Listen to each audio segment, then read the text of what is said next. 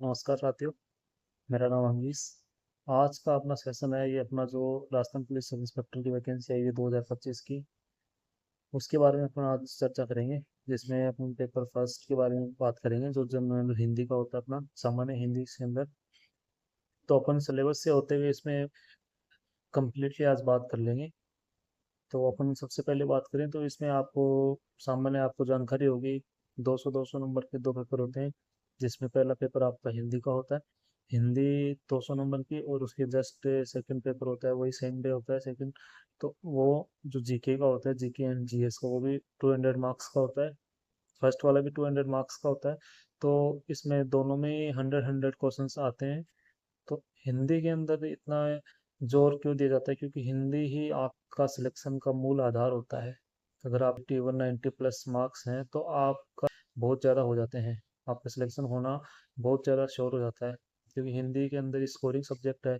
अपने आप में जिसका सिलेक्शन होता है उनके लगभग सबके 170 प्लस 180 प्लस तो मैक्सिमम के मार्क्स होते ही होते हैं।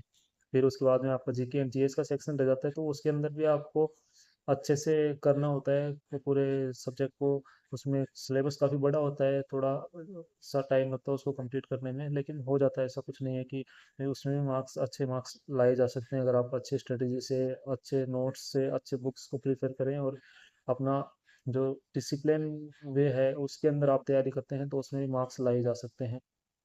टू फर्स्ट है हिंदी, उसके अंदर अपन अपने सिलेबस के अंदर जो आरपीएससी ने 2021 की जो वैकेंसी थी, उस टाइम पे जो सिलेबस जारी किया था, उसके बारे में अपन बात कर रहे हैं अभी।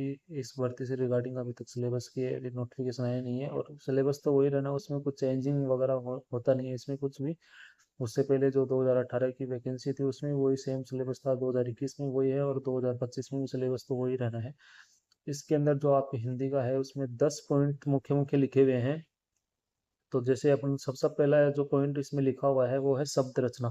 शब्द रचना के अंदर इसमें संधि, समास, उपसर्ग और प्रत्यय, ये चार टॉपिक्स इसमें कवर हो जाते हैं शब्द रचना के अंदर। इसमें 17 से 18 क्वेश्चंस पिछले एग्जाम में आपके पूछे गए हैं, 17-18 क्वेश्चन से पूछे गए हैं इसमें, संधि और समास के, उपसर्ग प्रत्यय के, चारों के। इसमें लगभग संधि के 5 से 6 क्वेश्चन होते हैं, समास के 4-5 क्वेश्चन होते हैं, उपसर्ग के 3-4 और प्रत्यय के 3-4 क्वेश्चन। इस तरीके से इसमें 17-18 क्वेश्चन पूछे गए हैं। तो आपको क्या करना है, शब्द रचना जैसे आप संधि, समास, उपसर्ग, प्रत्यय पढ़ो, क्योंकि आपको सबसे पहले हिंदी के अंदर वर्ण व्यवस्था का नॉलेज होना चाहिए। वर्ण व्यवस्था के बारे में आपको सामान्य जानकारी होनी चाहिए। उसके बाद में आपको संधि के ऊपर जाना है। और संधि एक ऐसा टॉपिक है जिसके अंदर आपको थोड़ा समय लगता है समझने में, लेकिन एक बार आपको समझ में आ गई तो फिर बाद में जब तक आपका एग्जाम होगा या आप उसको बार बार रिवीजन करते रहेंगे तो आपकी कोई प्रॉब्लम आएगी नहीं। फिर आपको सिर्फ उसके अंदर आपको उदाहरण से आपको सिर्फ प्रैक्टिस करनी है, और डेली रूटीन में आपको सिर्फ प्रैक्टिस करते रहना है। उसके बाद में आपकी कोई समस्या इसमें आएगी नहीं। संधि, समास, उपसर्ग और प्रत्यय, संधि आएगी तभी आप इसमें उपसर्ग और प्रत्यय कर पाओगे, अन्यथा आप इसके अंदर भी आप प्रत्यय नहीं कर पाओगे। और जो दूसरा इसमें बिंदु लिखा वो है शब्द प्रकार। शब्द प्रकार के अंदर अपन बात करें तो इसमें क्या है, तत्सम, अर्ध तत्सम, तद्भव, देशज, विदेशज, ये जो शब्द प्रकार है। तो इसमें आपको क्या कर लेना है कि आप जैसे हिंदी का आपका टाइम टेबल बनाओ, तो उसमें आपको डेली जो ये फैक्चुअल चीज़ें हैं जो आपको याद करनी है, उसके बारे में आपको 10 से 20 मिनट डेली आपको इनमें निकालना ही होगा। संधि, समास, उपसर्ग, प्रत्यय, ये टॉपिक ऐसे हैं जो आप समझ के कर सकते हो, जिसमें आप एक बार आपने समझ लिया, इनके जो कॉन्सेप्ट्स हैं, इनके जो रूल्स हैं, वो आपने एक बार समझ लिए, तो फिर आपको बार बार उनमें ज़्यादा समस्या आएगी नहीं। लेकिन तत्सम, तद्भव, अर्थ तत्सम, देशज, विदेशज, ये जो शब्द प्रकार हैं, इनमें आपको नियमित अध्ययन करना होगा, और बार बार आपको दोहराना होगा इनको। जब तक आप इनका बार बार रिवीजन नहीं करोगे तब तक आपके ये याद नहीं होंगे। इसमें जो सेकंड जो इसका सब पार्ट लिखा हुआ है वो है संज्ञा, सर्वनाम, विशेषण, क्रिया और अव्यय। तो ये हैं, ये भी एक बार आप इनको समझ लोगे, आपको फिर प्रैक्टिस करनी है इसके अंदर। एक बार आपने इनको टॉपिक्स को, ये छोटे छोटे टॉपिक्स हैं, इनमें ज़्यादा समय नहीं लगता है। एक बार आपने इनको समझ लिया अच्छे से, उसके बाद में आप जैसे आपका टॉपिक खत्म हुआ, उसकी सारी जो प्रीवियस ईयर है या फिर जो आपके पास में एक्सरसाइज है वो आप कर लीजिए। एक्सरसाइज करने के बाद में आपके जो क्वेश्चंस नहीं हो रहे हैं उनको नोट डाउन कर लीजिए अलग से, और उनके बारे में आप जिस कोचिंग में पढ़ रहे हो या फिर ऑनलाइन कुछ भी कोर्स ले रखा है या फिर कोई आप जिससे भी आपके आसपास में कोई भी आपको गाइड कर रहा हो तो उनसे एक बार उन पे विचार कीजिए कि ये क्वेश्चंस मेरे से नहीं हो रहे हैं, तो आपको उनका सॉल्यूशन मिलेगा। इसमें जो तीसरा बिंदु लिखा हुआ है वो है शब्द ज्ञान। शब्द ज्ञान के अंदर देखो क्या है, पर्यायवाची, विलोम शब्द, शब्द युग्म और वाक्यांश के लिए एक शब्द, और भिन्नार्थक शब्द, और शब्द चयन, संबंधवाची शब्दावली। तो ये भी पूरा फैक्चुअल है। इसमें आपको पहले मैंने बताया आपको पर्यायवाची, विलोम शब्द, इसके अंदर आपको क्या है कि डेली आपको 10-20 मिनट आपको फिक्स कर लेने हैं कि आपको कि ये आज 10 मिनट मेरे को विलोम शब्द करने हैं। तो ये जो जो फैक्चुअल चीज़ें हैं इनके लिए आपको नियमित समय निकालना होगा, और तभी आप इनको कर पाओगे, अन्यथा आप इसमें फिर पिछड़ जाओगे। आप सोचोगे कि मैं लास्ट में एग्ज़ाम के टाइम में या बहुत बाद में इनको कर लूँगा, तो वो हो नहीं पाता है फिर इतना जल्दी।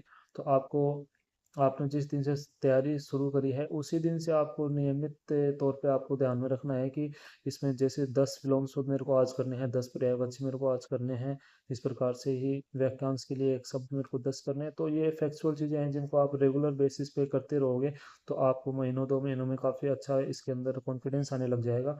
और जैसे आप प्रीवियस ईयर देखोगे तो क्वेश्चंस वही होते हैं, इसमें रिपीट होते रहते हैं, कुछ नया कुछ आता नहीं है। बाकी मैं आपको लास्ट के अंदर इसमें बुक्स वगैरह बता दूंगा कि ये बुक्स ले लीजिए, इसमें आपको कॉन्सेप्ट और प्रैक्टिस दोनों मिल जाएंगी। तो इसका तीसरा पॉइंट ये था। चौथा पॉइंट जो है इसके अंदर शब्द शुद्धि है। एक बार और आपको मैं बता देता हूँ, जो शब्द प्रकार है दूसरा बिंदु था अपना, जिसके अंदर तत्सम, अर्थसम, तद्भव, देशज, विदेशज और संज्ञा, सर्वनाम, विशेषण, क्रिया, अवयव, ये जो टॉपिक्स थे इनके लगभग 18 से 19 क्वेश्चन पिछले सालों में पूछे गए हैं। काफ़ी अच्छा नंबर है ये। 18-19 क्वेश्चंस अपने आप में बहुत ज़्यादा होते हैं। और जो शब्द ज्ञान है, पर्यायवाची, विलोम शब्द, शब्द युग्म, वाक्यांश के लिए एक शब्द, ये इनके 15 से 16 क्वेश्चंस पूछे गए हैं। ये भी पूरा फैक्चुअल रहता है, इसके अंदर आपको सिर्फ याद करना रहता है। जितना आप रिवीजन करोगे बार बार में, तो ही आप ये इनको याद रख पाओगे, अन्यथा आप इनको बार बार भूल जाते हैं। सबके साथ में होता है ये चीज़ें, हमारे साथ में भी ऐसे होता है कि आप जिन चीज़ों को बार बार पढ़ते हो वो आपके दिमाग में सेट होती जाती हैं, फिर उनको वो आपके दिमाग से बाहर नहीं निकलती हैं जल्दी से। और लेकिन आप उनका मल्टीपल रिवीजन करते रहोगे, समय समय पर दोहराव करते रहोगे, तो आपके दिमाग में वो चीज़ें फिट रहेंगी एकदम। चौथा बिंदु मैंने बताया आपको शब्द शुद्धि। शब्द शुद्धि के पिछले सालों में 5 क्वेश्चंस पूछे गए हैं, तो 5 क्वेश्चन अपने आप में बहुत होते हैं। शब्द शुद्धि के अंदर आपको क्या करना है कि जैसे आप ये हिंदी का पाठ्यक्रम चालू करो, तो आपको शुरुआत से ये करना है कि आप जो भी लिख रहे हो, पढ़ रहे हो, वो आपको शुद्ध ही उच्चारण करना है और शुद्ध ही लिखना है। आपको एक बार चेक कर लेना है कि ये मैंने लिखा है वो हिंदी की दृष्टि से शुद्ध है कि नहीं। क्योंकि आपके ये अभ्यास में आ जाएंगे, आपको फिर आपको चीज़ें पकड़ में आने लग जाएंगी कि हाँ ये अशुद्ध है, तो उसके बारे में आपको ये भी करना है कि आपको कोई अशुद्ध शब्द लगता है तो अशुद्ध और शुद्ध दोनों लिख लीजिए, और अशुद्ध के ऊपर फिर हल्का सा उसको काट दीजिए, तो आपको पता रहेगा कि ये वाला तो अशुद्ध है, ये वाला शुद्ध है। तो उसमें क्या होगा कि आप अभ्यास में आ जाओगे, आपको पता रहेगा कि ये वाला शुद्ध है, ये अशुद्ध है। और 5 क्वेश्चन से 10 नंबर के हो गए, तो आपको पता ही होगा कितने अच्छे अच्छे इसमें क्वेश्चंस आते हैं। और लगातार आप इनका अभ्यास करोगे, देखोगे। आपको यही करना है कि ये टॉपिक ऐसे होते हैं जिसमें अपन क्या है कि लिखने के लिए जाते नहीं है, अपन क्या करते हैं इनको लेटते हुए या बैठे बैठे ऐसे रीडिंग मारते हैं। तो ये रीडिंग मारने से आपसे होने वाला नहीं है। इसमें क्या करना है, आपको एक एक शब्द को अपने हाथ से लिखना है। जैसे आप लिखोगे, आपने बुक के अंदर देखा, ठीक है, उसके बाद में आपको क्या करना है कि वो आपके हाथ से लिखना है, तभी आपको पता चल जाएगा कि मैंने देखो बुक में तो ये लिखा हुआ था और मैं इसमें ये वाली गलती कर रहा हूँ। इस प्रकार से एग्जाम में भी ये होता है कि उसमें मात्रा की या फिर जो मात्रा की ज़्यादातर तो इसमें ये करता है, छोटी मात्रा बड़ी मात्रा लगा देता है, या फिर जैसे कोई शब्द एक्स्ट्रा जोड़ देता है। तो ये जो गलतियाँ होती हैं वो अपन जब तक अपने हाथ से लिखेंगे नहीं तब तक अपने को पकड़ में आएंगी नहीं ये चीज़ें, ठीक है। इसके बाद में पांचवा जो बिंदु लिखा है, व्याकरणिक कोटियाँ। व्याकरणिक कोटियों के अंदर देखो पर्शक, लिंग, वचन, पुरुष, काल, वृत्ति, पक्ष, वाच्य, ये हैं 5-7 टॉपिक हैं। छोटे छोटे टॉपिक हैं, 2-2 3-3 पेजों की इनके नोट्स हो जाते हैं। काफ़ी समझने वाली चीज़ें हैं, इसमें भी बिल्कुल रटाफिकेशन कुछ भी नहीं है, आपको याद कुछ नहीं करना, आपको सिर्फ समझना है। इनके अंदर 10 से इसमें सॉरी 12 से 14 क्वेश्चंस पिछले एग्जाम में पूछे गए हैं, तो आप ये क्वेश्चन अपना ले सकते हो। बस आपको समझना है, इसके अंदर आपने एक बार इन दिमाग में अपनी चीज़ों को बिठा लिया तो फिर आपकी कोई समस्या इसमें आएगी नहीं। फिर छठवा बिंदु जो लिखा हुआ है वो है वाक्य रचना। वाक्य रचना के 4 से 6 क्वेश्चंस पूछे हुए हैं। ये भी एक बार आपने इनको समझ लिया कि कैसे वाक्य की रचना होती है, तो उसके बारे में आपको फिर कोई डाउट नहीं रहेगा। बिल्कुल इसमें कोई याद करने जैसी चीज़ें होती नहीं है, आपको सिर्फ अपने अंडरस्टैंडिंग से इसको समझना है। एक बार आपके टॉपिक समझ में आ गया, फिर उसके बाद में इसमें बार बार आप टेस्ट सीरीज लगाओगे, अभ्यास करोगे, तो आपकी चीज़ें और ज़्यादा क्लियर होती जाएंगी। सातवां जो बिंदु है वो है वाक्य शुद्धि। वाक्य शुद्धि 5 से 7 क्वेश्चंस पूछे हुए हैं। वाक्य शुद्धि के अंदर भी इनके जो नियम हैं वो उनको आपको ध्यान में रखना होता है, कॉन्सेप्चुअल चीज़ें होती हैं। तो इसका आप ज़्यादा से ज़्यादा अभ्यास करोगे तो आपके ये 5 से 7 जो क्वेश्चंस हैं वो आप अच्छे से एकदम सही कर पाओगे। आठवां जो बिंदु लिखा हुआ इसमें है विराम चिन्ह का। विराम चिन्ह के पिछले सालों में 3 से 4 क्वेश्चंस पूछे गए हैं। ज़्यादा बड़ा टॉपिक होता नहीं है, छोटा सा ही टॉपिक होता है, लेकिन ये चीज़ें ऐसी होती हैं जिनके ऊपर अपन कम ध्यान देते हैं, इनको समय कम देते हैं, इसलिए अपने क्वेश्चन सही होने के चांसेस बहुत कम हो जाते हैं, क्योंकि अपन इनके अभ्यास नहीं करते हैं इनका, तो ये इन चीज़ों को अपन साइडलाइन कर देते हैं। इस वजह से अपन इनमें क्या होता है कि क्वेश्चंस को सही नहीं कर पाते हैं, क्योंकि अपन इनका अभ्यास किया हुआ नहीं होता है। इस वजह से अपन इनके क्वेश्चंस को सही नहीं कर पाते हैं। इसलिए इसको क्या करना है कि आपको इनके अंदर जो इनकी नियमावली है, जो सामान्य इनकी जो बातें होती हैं, उनको अपन को बुक से या नोट से अध्ययन करना है। उसके साथ में इनकी ज़्यादा से ज़्यादा आपको अभ्यास करना है। जितना आप इनका अभ्यास करोगे उतना ही आपके चीज़ें क्लियर होती जाएंगी। उसके बाद में नौवां बिंदु है मुहावरे और लोकोक्तियाँ। इसमें भी 7 से 8 क्वेश्चंस पूछे गए हैं। इनको भी आपको जैसे विलोम से पर्यायवाची मैंने आपको बताया, उसी प्रकार से आपको डेली इनके 10 मिनट 15 मिनट आपको डेली निकालने हैं, उससे ही आप इसको कर पाओगे। 10वां बिंदु जो इसमें है पारिभाषिक शब्दावली, अपने आप में काफ़ी अच्छा टॉपिक है और याद होने में भी समस्या आती है बच्चों को। 7 से 8 क्वेश्चन इसके देखो पिछले सालों में पूछे गए हैं।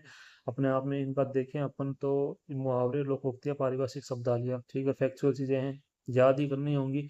इनमें कोई इसका कोई तोड़ नहीं है। आप जितना इनका अभ्यास करोगे, जितनी बार इनको आप दोहराओगे, वही उतनी चीज़ें आपको क्लियर होती जाएंगी और आप इनमें अच्छे मार्क्स ला सकते हो। पारिभाषिक शब्दावली के लिए अपना अलग से बिल्कुल वीडियो लेके आएंगे। जो क्वेश्चंस आपको पूछे गए हैं वो मैं एक बार करवा दूंगा कि ये क्वेश्चंस इसमें पूछे गए हैं, और आपको कुछ चीज़ें ऐसी होती हैं जो अपने को अपने दिमाग से याद करनी होती हैं। बाकी कुछ चीज़ें अच्छे टीचर्स पढ़ा भी रहे हैं, तो ये इनमें क्या है कि टीचर्स भी कुछ कर नहीं सकते हैं, लेकिन इनका भी कुछ ना अपने दिमाग से अपन कुछ ट्रिक्स वगैरह से इनको याद करवाएंगे आपको। पारिभाषिक शब्दावली इन दोनों को मिला के देखो 23 नंबर होते हैं। 23 नंबर अपने आप में बहुत बड़ी लीड हो जाती है, और इनको अपन समय नहीं देते हैं तो अपने क्वेश्चन इसमें बैठते नहीं है, क्योंकि अपन तो पूरा समय अपना संधि समास उपसर्ग प्रत्यय ये हो गया, लिंग वचन संज्ञा सर्वनाम विशेषण, इनमें अपना समय बिताते हैं, क्योंकि ये फैक्चुअल चीजें होती हैं। इनको याद करने में थोड़ा सा जोर भी आता है। एक बार अपन जो शुरुआत करते हैं तो उनमें अपने को थोड़ा इसमें थोड़ा समय देना होता है, उसमें थोड़ा धैर्य रखना होता है कि आज मैंने मान लो शुरुआत करी, 10 विलोम शब्द मैंने पढ़े, ठीक है, 10 मैंने विलोम शब्द पढ़े, तो हो सकता है कि कल जब मैं दोबारा पढ़ूं तो मेरे को वो 10 जो मैंने पढ़े थे उसमें से मेरे को 5 ही याद आए, 5 में भूल जाऊं, तो कोई बात नहीं है इसमें। ये सबके साथ होता है, ऐसा कोई आपके साथ में कोई अलग से ऐसा नहीं हो रहा कि यार मेरे को तो कल 10 याद थे और आज 5 ही याद है, तो इसमें घबराने की जरूरत नहीं होती है। इसमें फिर आपको क्या करना होता है कि मल्टीपल रिवीजन करना होता है कि आज हाँ कल वाले 10 में से मैं 5 भूल गया, कोई बात नहीं, 5 तो मेरे को याद है। तो आपको फिर क्या करना है कि जो नेक्स्ट डे होगा उसमें फिर आप 10 याद करोगे, तो जो पहले आपने 10 याद किए थे उसका एक बार रिवीजन अच्छे से कर लेना, उसके बाद में नए 10 पढ़ना है। फिर ऐसे ही आपको क्या होगा कि जो फैक्चुअल चीज़ें उनका बार बार मल्टीपल रिवीजन करोगे तो आपकी चीज़ें याद होती जाएंगी। और फिर आपको क्या करना है कि जैसे आप जो बुक्स पढ़ रहे हो उसके अंदर आपको हाईलाइट कर लेना है कि भाई ये वाले तो मेरे को याद हैं, तो जो नहीं याद हो रहे हैं उनको हाईलाइट कर लेना है कि भाई मैं जब भी रिवीजन करूँ तो मेरा ध्यान सिर्फ इन पे जाए कि हाँ भाई ये वाले मेरे याद नहीं है, इस वजह से फिर आप उनका मल्टीपल रिवीजन करोगे तो उसमें भी चीज़ें फिर धीरे धीरे छटनी होती जाएगी कि भाई हाँ जो पहले नहीं याद हो रहे थे बाद में धीरे धीरे याद होने लग गए, फिर उसमें कम होते जाएंगे आपके। फिर जितना आप इनका अभ्यास करोगे, अभ्यास से ही आपको इसके अंदर काफ़ी स्कोर करने में मदद मिलेगी। बाकी इसका कोई अलग से कोई तोड़ नहीं है, आपको सिर्फ ज़्यादा से ज़्यादा अभ्यास करना है। आपको अच्छे कोई टेस्ट सीरीज ले लेनी है, 2-3 बुक्स की अपन बात करें तो देखो इसके अंदर सबसे अच्छी जो हिंदी की जो बुक बताते हैं सब वो राघव प्रकाश जो आती है हिंदी की, सामान्य हिंदी, उसके अंदर आप प्रैक्टिस कर सकते हो और उसमें काफ़ी अच्छे तरीके से चीज़ों को समझाया हुआ है, और उसके थ्योरेटिकल जो नोट्स वगैरह हैं वो काफ़ी अच्छे हो जाते हैं। उसके बाद में अपन बात करें, एक मानस पब्लिकेशन की सामान्य हिंदी की बुक आती है, वो आप ले सकते हो। उसके अंदर आपको क्या है प्रैक्टिस अच्छे बल्क में मिल जाएगी। उसमें जो क्वेश्चंस की जो प्रैक्टिस लिखी हुई है, जो क्वेश्चंस के एग्जांपल जो दिए हुए हैं वो काफ़ी एग्जांपल दिए हैं, उसमें प्रीवियस ईयर के भी क्वेश्चंस काफ़ी दिए हुए हैं। तो उसमें आपको क्या होगा कि आपने जैसे मान लो संधि सब्जेक्ट पढ़ा, संधि के अंदर आपको फिर जितने भी क्वेश्चंस आते हैं वो आपको, जैसे आपने मान लो आज स्वर संधि पढ़ ली, तो स्वर संधि के जितने भी क्वेश्चंस हो रहे हैं वो पूरे आपको आज ही कंप्लीट कर लेने हैं। ठीक है, फिर जैसे आपने कल दूसरी संधि पढ़ोगे तो उसके बारे में आपको कल उससे संबंधित जितने भी क्वेश्चंस उसमें दे रखे हैं वो कर लेने हैं। तो ऐसे करते करते आपका अभ्यास होता जाएगा और आपका टॉपिक भी पैरेलल में चलता रहेगा। तो इस प्रकार से आप जब आपका टॉपिक खत्म कर रहे होंगे तो आप ये काफ़ी नंबर ऑफ क्वेश्चंस में आप अभ्यास कर चुके होंगे, तो आपको बिल्कुल इसमें समस्या आएगी नहीं। फिर जैसे आप नया टॉपिक स्टार्ट करो तो जो आपने पहले वाले टॉपिक्स हैं उनका एक बार, मतलब उनके नोट्स जो आपने बना रखे हैं या जो बुक से आप रीड कर रहे हो तो उसको एक बार आप सरसरी नज़र से उसका रिविजन कर लीजिए, जिससे आपको चीज़ें क्या होगी कि याद रहेंगी, आप भूलोगे नहीं उन चीज़ों को। और एक जो तीसरी जो बुक है वो आरबीडी की आती है, उसके अंदर भी काफ़ी अच्छा एग्जाम्पल्स खूब लिखे हुए हैं, तो वो भी आप रेफर कर सकते हैं। ये तीन बुक्स आपको मेरे हिसाब से ले लेनी चाहिए, जिसके अंदर आप फिर जैसे आप फिर क्या करोगे, तीनों बुकों को एक साथ तो पढ़ोगे नहीं, आपने एक बुक में एग्जाम्पल देखे, दूसरे बुक में एग्जाम्पल देखे, फिर तीसरी बुक में, तो जो आपको एक बुक जो सबसे ज़्यादा समझ में आ रही है तो उसके अंदर आप जो दूसरे और तीसरी बुक्स है उसके जो एग्जाम्पल है जो फर्स्ट बुक में नहीं है उसके अंदर ही नोट कर लेने हैं आपको।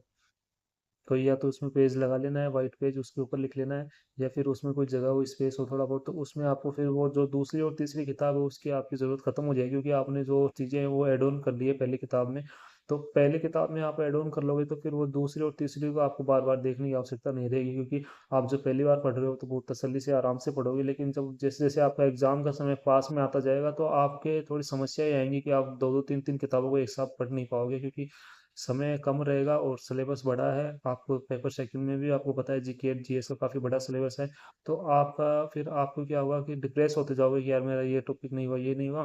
तो आपको जब अब आराम से पढ़ रहे हो, आप 7 साढ़े 7 महीने का समय है, तो आपको सबसे पहले यही कर लेना है कि इसके अंदर आप जो फर्स्ट वाली बुक है उसकी चीज़ें उसमें आपको नोट कर लेना है, जो सेकंड और थर्ड जो मैंने बुक बताई है उसमें काफ़ी ज़्यादा एग्जांपल्स दिए हुए हैं। तो जो फर्स्ट बुक में नहीं है उसके साइड में आप जैसे जैसे टॉपिक कर रहे हो उसके साथ में आपको और नोट कर लेनी है चीज़ें, तो जिससे आपको क्या होगा कि चीज़ें याद होती जाएंगी, कोई प्रॉब्लम आपको इसमें फेस नहीं करनी पड़ेगी। धन्यवाद, और आगे भी अपनी वीडियो बनाते रहेंगे, बातचीत करेंगे। थैंक यू वेरी मच दोस्तों।